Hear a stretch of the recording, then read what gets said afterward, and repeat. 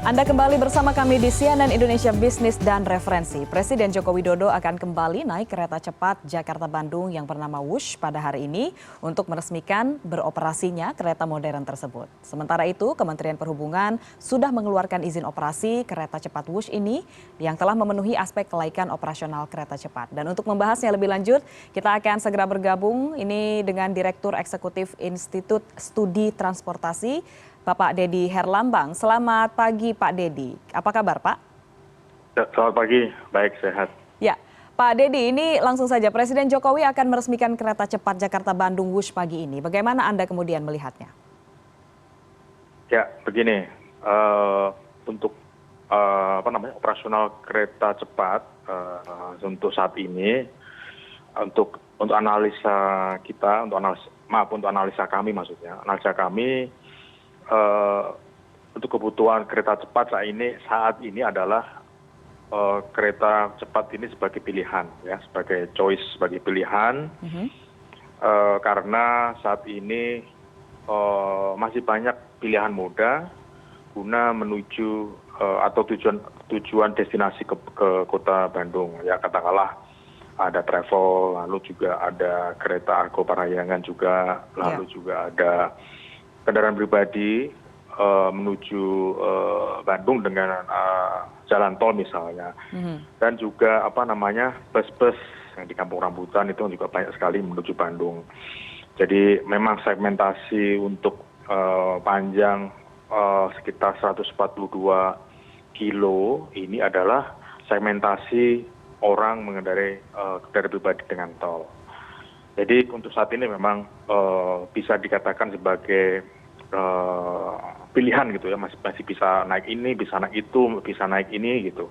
Tapi kalau untuk 5 tahun atau 10 tahun ke depan ya, mungkin jalan tol sudah mulai macet, sudah mulai padat seperti 5 tahun sebelumnya, sebelum ada tol Japex ya, MBZ itu kan dulu ke Bandung saja bisa sampai ya 5 jam, 7 jam kalau kita berangkat pagi ya. Jadi mungkin kemungkinan itu setelah 5 tahun atau 10 tahun ketika jalan tol sudah mulai stuck, macet lagi, itu nanti kereta cepat ini bisa menjadi kebutuhan, bisa menjadi needed gitu ya. Jadi bukan lagi pilihan, tetapi menjadi kebutuhan. Jadi kalau mau ke Bandung cepat ya naiklah kereta cepat, ya kan. Kalau kalau naik kendaraan sendiri bisa 5 jam, 4 jam. Kalau naik kereta cepat bisa 1,5 jam, itu dengan ditambah transit. Okay. Ya kan? Kalau naik kereta cepatnya sendiri 40 menit, tapi kalau dengan transit kemudian bisa sampai 1,5 jam. Kalau transit di Padalarang atau di Tegaluar.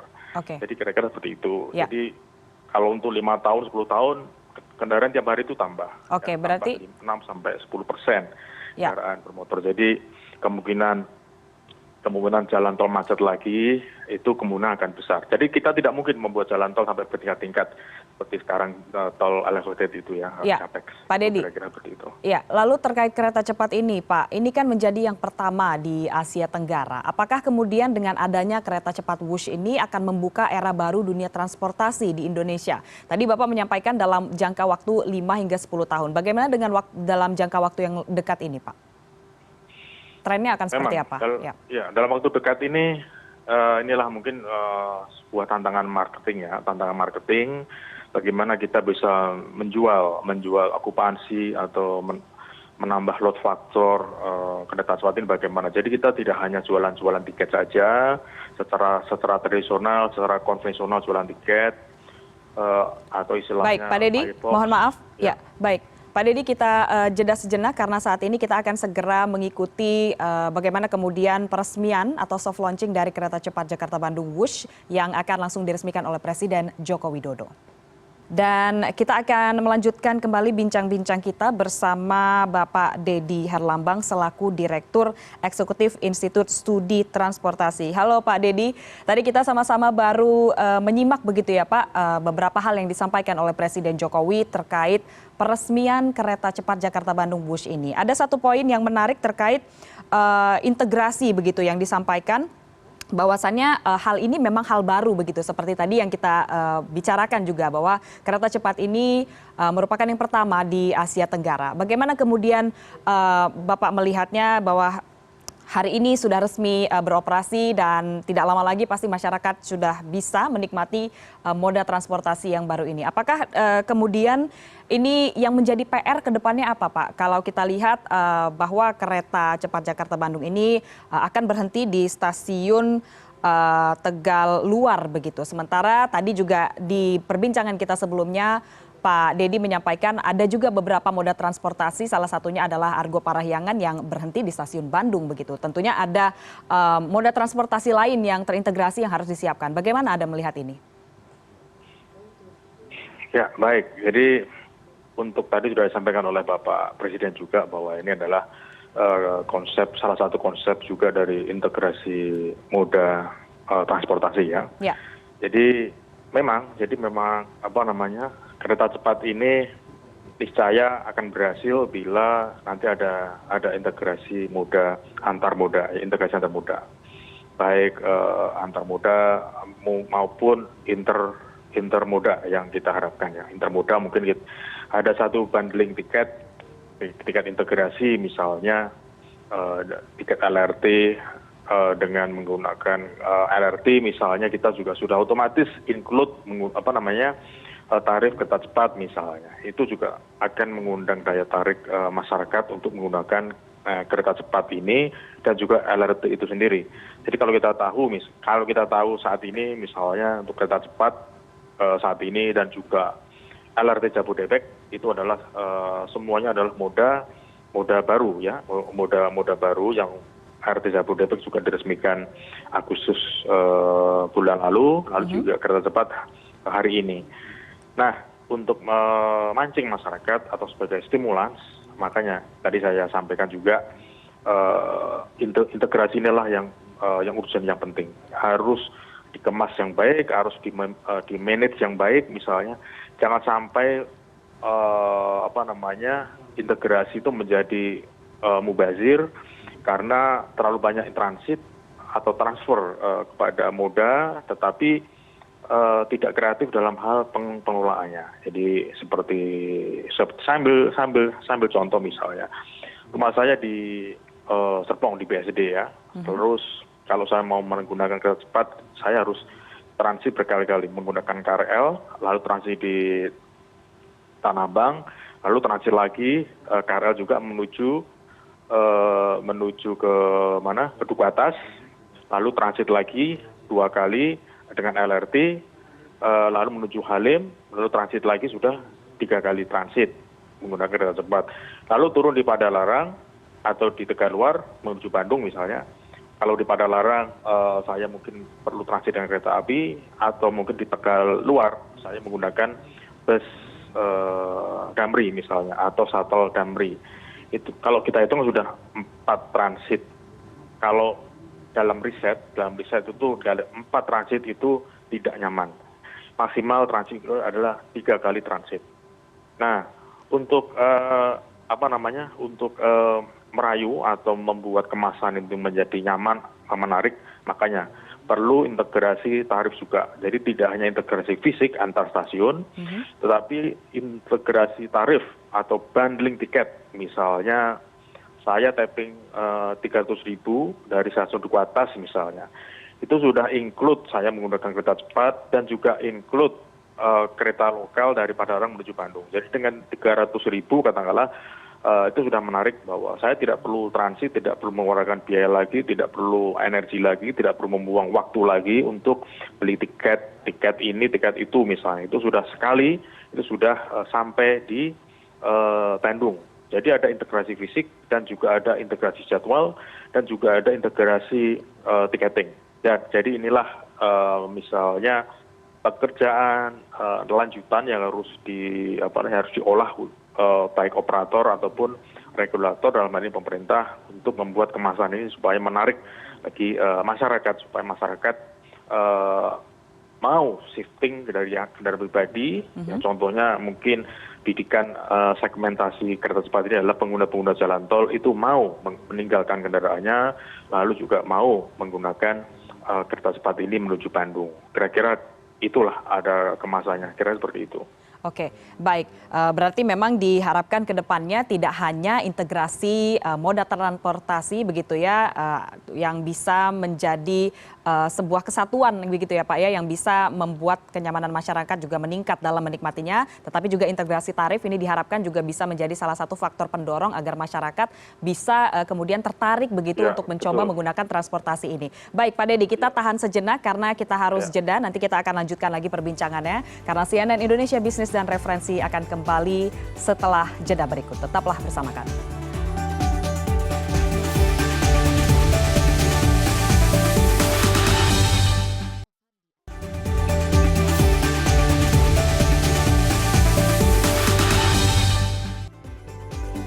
Anda masih bersama kami di CNN Indonesia Bisnis dan Referensi. Kita akan melanjutkan kembali dialog bersama Direktur Eksekutif Institut Studi Transportasi Bapak Dedi Herlambang. Pak Dedi, kereta api cepat Jakarta-Bandung ini adalah layanan kereta cepat pertama begitu ya di Indonesia dan bahkan di Asia Tenggara seperti yang sebelumnya disampaikan juga oleh Presiden Joko Widodo dalam peresmian hari ini. Apakah kemudian ini akan menjadi sebuah katakanlah peradaban baru di era kecepatan lewat kereta cepat ini, Pak? Ya, kalau peradaban jelas ada perubahan moda, ada budaya baru, lalu juga ada tarikan-tarikan baru, lalu tarikan perjalanan baru, lalu juga ada bangkitan-bangkitan baru, khususnya di stasiun baru, misalnya kalau Halim mungkin sudah padat ya, tapi kalau nanti misalnya berhenti juga nanti di stasiun Karawang kan juga ada.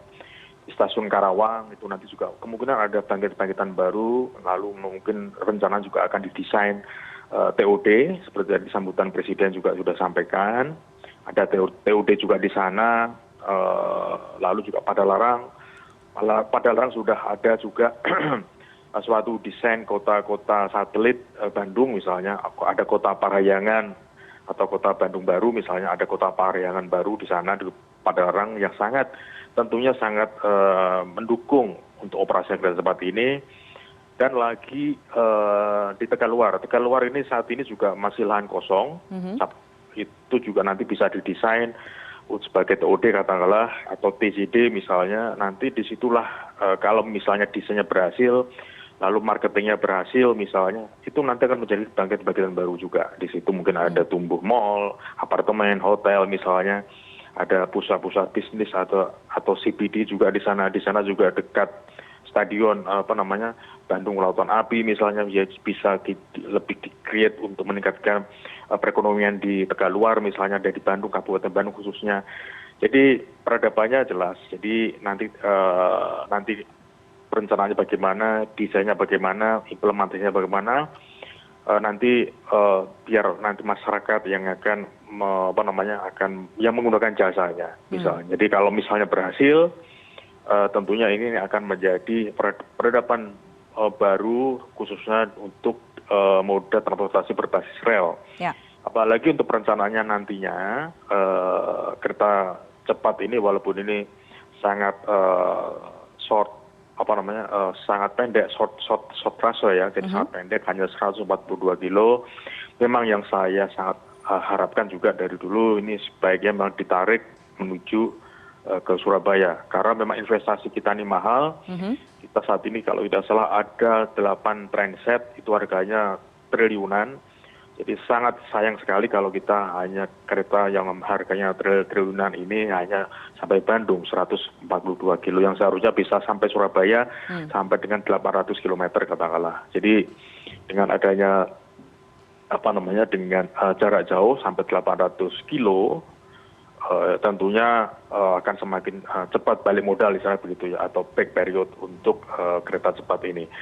Dan untuk moda kereta api cepat ini memang tentunya juga harus didukung oleh moda-moda yang smart juga, yang moda-moda yang modern juga ya. Jadi tidak hanya moda-moda tradisional atau konvensional. Makanya tadi sudah saya sampaikan perlunya integrasi yang baik untuk menjual KA cepat ini, baik integrasi jadwal, integrasi tiket misalnya, integrasi fisik juga jelas sudah ada. Lalu dibangunnya park and ride di Halim yang banyak, karena memang segmentasi kereta cepat ini adalah untuk pengguna jalan tol yang dalam keseharian mungkin mereka juga komuter, mungkin rumah di Cikarang, di Karawang, kerja di Jakarta misalnya.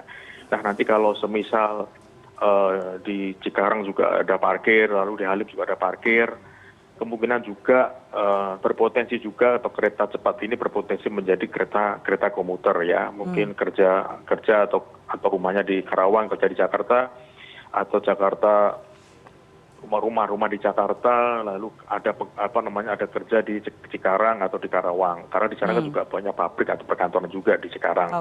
Jadi inilah bisa menjadi komuter asal tarifnya tarif komuter ya, tarif murah ya, bisa terjangkau untuk paling tidak lebih murah atau equal atau sama dengan tarif tol dan tarif bensin misalnya kalau untuk menggunakan kendaraan pribadi. Mungkin tarif 100.000 misalnya, itu kan PP juga lebih murah gitu kan daripada menggunakan jalan tol udah macet, boros misalnya, belum biaya tolnya mahal misalnya, jadi kira seperti itu. Oke, berarti nanti tidak diharapkan tidak hanya sampai Bandung begitu ya Pak Aid, sampai ke Surabaya juga, berarti kayak lagu naik kereta apinya Ibu Sut begitu ya, ke Bandung, Surabaya begitu ya setelahnya. Oke, baik. Kira-kira seperti itu. Oke, Pak Dedi tadi menarik Anda sampaikan terkait Transit City, karena ini senada juga dengan yang disampaikan atau yang sempat disampaikan oleh Menko Kemaritiman dan Investasi Luhut Binsar Panjaitan dalam peresmian tadi.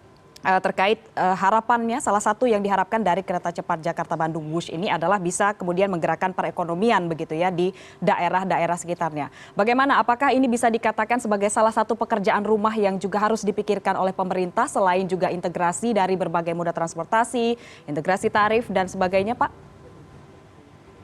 Betul. Jadi memang harus ya. Seperti tadi sudah saya sampaikan di awal sebelum sesi peresmian, tadi sudah saya sampaikan juga bahwa kita jangan sampai terjebak untuk menjual kereta cepat ini dengan jualan tiket yang secara tradisional kita jualan tiket istilahnya firebox. Tapi kita juga harus kreatif untuk menjual kereta cepat ini sebagai non firebox ya, jual lahan-lahan sewa di sekitar stasiun atau reklame di setiap feedernya misalnya, lalu juga di PR-nya itu juga bisa dijual yang menarik misalnya, itu juga bisa mengundang mereka bisa cepat back period ya untuk balik modal. Nah untuk pengelolaan lahan tadi sudah saya sampaikan, di Karawang itu sekarang juga di stasiun ini juga sepi, lalu di Tegaluar juga sepi. Nah inilah kreatif pemerintah untuk mengundang investor lagi tentunya untuk membangun kawasan-kawasan atau kota-kota satelit baru di Tegaluar atau di Karawang. Kalau di Padalarang kan sudah padat juga, kalau di Padalarang padat, di Halim kan juga padat, apalagi di Halim kan beririsan dengan jalan tol ya, jadi kalau dikembangkan lagi sepertinya sangat sulit. Tapi kalau di Tegaluar itu bisa leluasa, karena kalau saya juga sudah pernah ke sana, jadi sekitar radius 3 kilo, 5 kilo sepertinya juga masih banyak lahan-lahan kosong di sana. Nah itulah bisa didesain untuk TOD, Transit Oriented Development di sana, lalu juga mengundang masyarakat di sekitar untuk pindah di sana misalnya membangun mall di sana, apartemen di sana, untuk investor di sana misalnya. Jadi Bandung juga bisa bergeser ya, juga tidak berpusat di Bandung, yang saat ini Bandung juga macet. Lalu ada pilihan sentral bisnis distriknya juga pindah di Tegaluar. Selain Padalarang sudah, pindah juga di Tegaluar misalnya. Itu juga perlu juga didesain seperti itu. Belum lagi di Karawang ya. Karawang ini juga masih sepi. Mungkin juga bisa karena sudah terlalu jenuh juga di kawasan di Cikarang, bisa juga nanti digeser di Karawang, bisa menjadikan pilihan hunian baru atau pilihan di site-site baru di sana. Itu kira-kira ada bangkitan baru nantinya. Saya pasti kalau misalnya mengelolanya tepat, bisa untuk bangkitan ekonomi baru di sana. Kira seperti itu. Baik. Berarti kita harapkan tidak hanya membuka peradaban era transportasi kecepatan yang baru, tetapi juga membuka lahan-lahan perekonomian baru, khususnya bagi warga begitu ya, yang tinggal di area di tempat yang ada begitu, yang memang pengolahannya tata betul, ruang maksudnya. betul tata ruangnya. Baik, terima kasih Bapak Dedi Herlambang selaku Direktur Eksekutif Instran sudah bergabung hari ini bersama kami di CNN Indonesia Bisnis dan Referensi. Sehat selalu, Pak. Amin, makasih.